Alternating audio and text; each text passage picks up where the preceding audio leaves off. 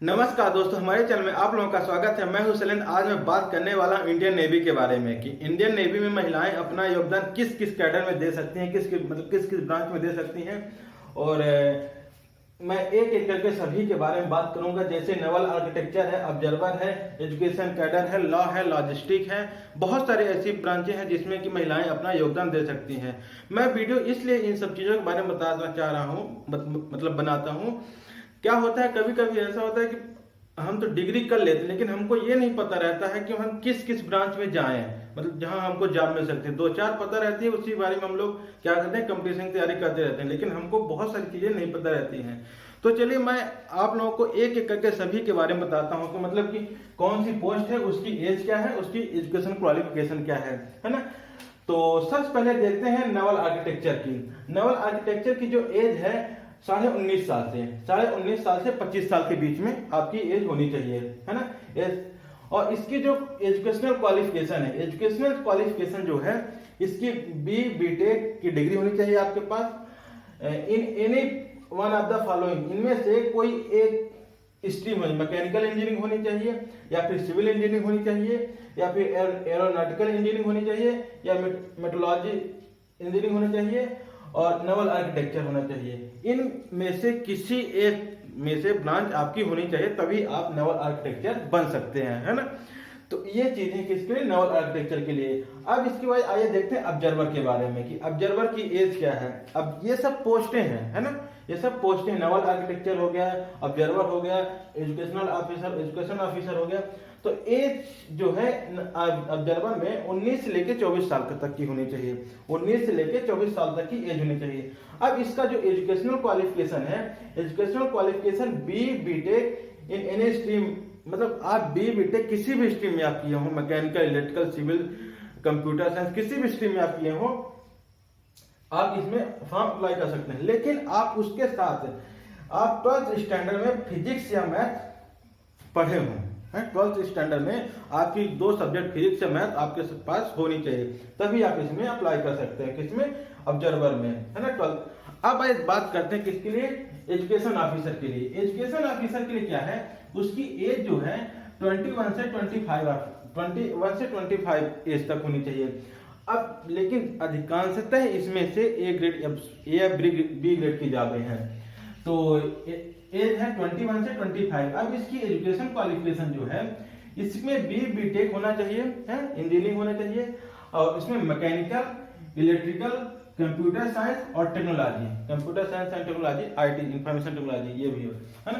इसमें आपका बीटेक होना चाहिए, या फिर आप मास्टर डिग्री किए हो। मास्टर डिग्री किसमें, कंप्यूटर एप्लीकेशन में या कंप्यूटर साइंस में, और कैंडिडेट शुड हैव, हाँ, या फिर अगर आपने मास्टर डिग्री किया है तो आप फिजिक्स या मैथ ग्रेजुएशन में आप पढ़े हो, तभी आप इस फॉर्म में, इसमें इस एजुकेशन ऑफिसर में अप्लाई कर सकते हैं, ग्रेजुएशन लेवल। अब या फिर आप किए हो पीजी किस में किए हो, इकोनॉमिक्स में किए हो, या हिस्ट्री में किए हो, या पॉलिटिकल साइंस में किए हो, इसमें आप पीजी किए हो, तो आप क्या कर सकते हैं, अप्लाई कर सकते हैं। किसके लिए, एजुकेशन ऑफिसर के। या फिर आप क्या किए हो, मास्टर डिग्री किए हो, किसमें, केमिस्ट्री में या फिजिक्स में। इन सब चीजों की डिग्री लेके आप क्या कर सकते हैं, एजुकेशन ऑफिसर के जब फॉर्म आए तो आप अप्लाई कर सकते हैं। इसके अलावा और भी बहुत सारे हैं, आइए और उनके बारे में बात करते हैं। अब बात करते हैं लॉजिस्टिक वर्क एंड कैटरिंग की, है ना। मैंने 3 बता दिया, अब बात करते हैं लॉजिस्टिक वर्क एंड कैटरिंग की। अगर लॉजिस्टिक में अगर आपको लॉजिस्टिक में फॉर्म भरना है तो उसके लिए लॉजिस्टिक वर्क कैटरिंग में उसके 19.5 साल से 25 साल के बीच में आपकी एज होनी चाहिए। 19.5 साल से 25 साल के बीच में आपकी एज होनी चाहिए। अब उसके लिए लॉजिस्टिक के लिए अलग एज है, और सॉरी एजुकेशन क्वालिफिकेशन है, वर्क के लिए अलग और कैटरिंग के लिए अलग एजुकेशन क्वालिफिकेशन है। तो भाई अब बात करते हैं वर्क फॉर लॉजिस्टिक, है ना, सॉरी फॉर लॉजिस्टिक वर्क, है ना। तो उसके लिए एजुकेशनल क्वालिफिकेशन जो है बीटेक आपकी इंजीनियरिंग होनी चाहिए, उसके बाद एमबीए होना चाहिए, BSc, BCom, BSc IT with, ये तो ठीक है, बीटेक एमबीए। और जब आप बीएससी, बीकॉम, बीएससी आईटी, उसके साथ आपको पीजी डिप्लोमा होना चाहिए।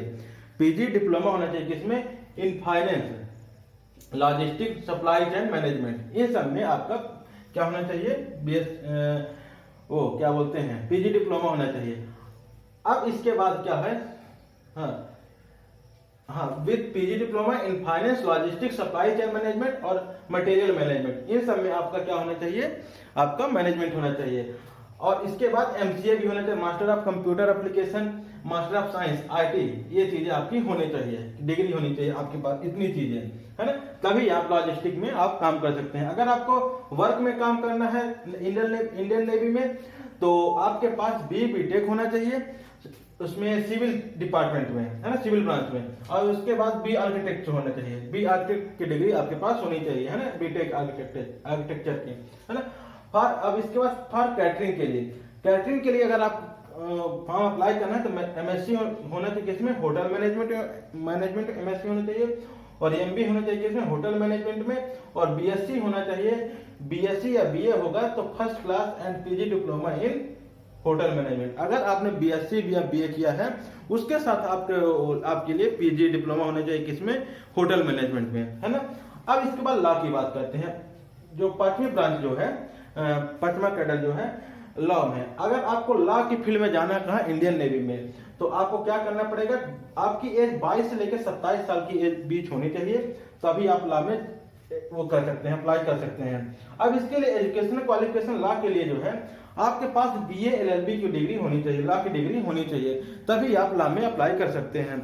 अब इसके बाद अब बात करते हैं किसके लिए, एटीसी, एयर ट्रैफिक कंट्रोल की। एयर ट्रैफिक कंट्रोल की जो जॉब आती है उसमें एज जो होनी चाहिए, एज होगी 19.5 साल से 25 साल के बीच में, 19.5 साल से 25 साल के बीच में। अब इसके बाद एजुकेशनल क्वालिफिकेशन जो है, एजुकेशनल क्वालिफिकेशन इसमें है बीटेक होना चाहिए, और इसके साथ साथ फिजिक्स और मैथ आप 12th स्टैंडर्ड में पढ़े हो है ना, 12th स्टैंडर्ड के सब्जेक्ट में आपके पास फिजिक्स और मैथ होनी चाहिए है ना।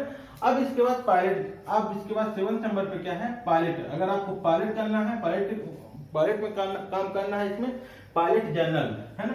अब पायलट जनरल की जो बात करते हैं उसके लिए एज होना चाहिए 19 साल से 24 साल के बीच में आपकी एज होगी, तभी आप पायलट जनरल में अप्लाई कर सकते हैं ना।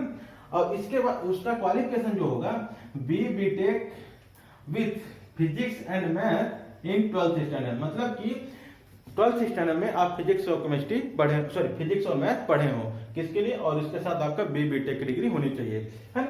अब इसके बाद सीपीएल, इसी में पायलट जनरल में ही सीपीएल जो होते हैं, जो सीपीएल जिनके पास सीपीएल की डिग्री वो होती है, सीपीएल मतलब कमर्शियल पायलट लाइसेंस, इसका जिसके पास लाइसेंस है किसका, कमर्शियल पायलट का, तो उसके लिए कुछ छूट मिल जाती है 1 साल की। एज में क्या होता है, कमर्शियल पायलट वालों के लिए 1 साल की छूट मिल जाती है, उनकी एज 19 साल से 25 साल के बीच के लिए हो जाती है। अब उनके लिए एजुकेशनल क्वालिफिकेशन क्या है कि आप अगर कमर्शियल पायलट, अगर आपके पास लाइसेंस है, मतलब कि यही आपकी वो क्या एजुकेशनल क्वालिफिकेशन है कि आपके पास कमर्शियल पायलट होना चाहिए अगर आप अप्लाई करें वो। और वो लाइसेंस कौन इशू किया हो, डीजीसीए मतलब directorate general of civil aviation है ना, ये डीजीसीए आपका इशू किया हो, कौन लाइसेंस इशू किया हो है ना। अब इसमें सिविल एविएशन मिनिस्टर कौन, ज्योतिरादित्य सिंधिया जी हैं है ना। ये चीजें किसकी हो गई, पायलट अगर आपको बनना है तो ये चीजें होनी चाहिए। अब आइए बात करते हैं ENAI की। अब ENAI क्या होता है, नवल आर्मामेंट इंसेप्शन है ना, नवल आर्मामेंट इंसेप्शन है ना। तो इसके लिए जो एज होगी, इसके लिए एज होगी कितनी, इसके लिए नवल आर्मामेंट इंसेप्शन, इसके लिए जो एज होगी 19 साल से 25 साल के बीच में, 19 साल से 25 साल के बीच में इसकी एज होगी। अब इसके लिए जो एजुकेशनल क्वालिफिकेशन जो होगा, BTech in one of the following stream, BTech आपकी हो, इंजीनियरिंग आपके पास होनी चाहिए, उसके लिए electrical, electronics, mechanical, production engineering, instrumentation engineering और information technology, chemical engineering and aerospace engineering, आपके पास इतनी इंजीनियरिंग की मतलब कि इनमें से कोई एक ब्रांच होनी चाहिए है ना। तो अब बात करते हैं ऑल कैडर की, ऑल कैडर की बात करते हैं, किसकी, ऑल कैडर की। तो इसके लिए एटीसी, सॉरी ये तो मैं बता दिया।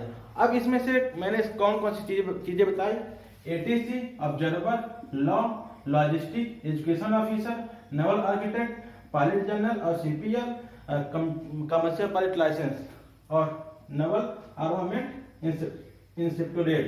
इंस्पेक्टोरेट। इतनी चीजें मैंने आप लोगों को बताई है। तो मैं इस लेक्चर को यहीं समाप्त करता हूं। हमारा लेक्चर कैसे लगा उसमें कमेंट जरूर करिएगा। हमारे चैनल को लाइक से सब्सक्राइब कर लीजिएगा। धन्यवाद।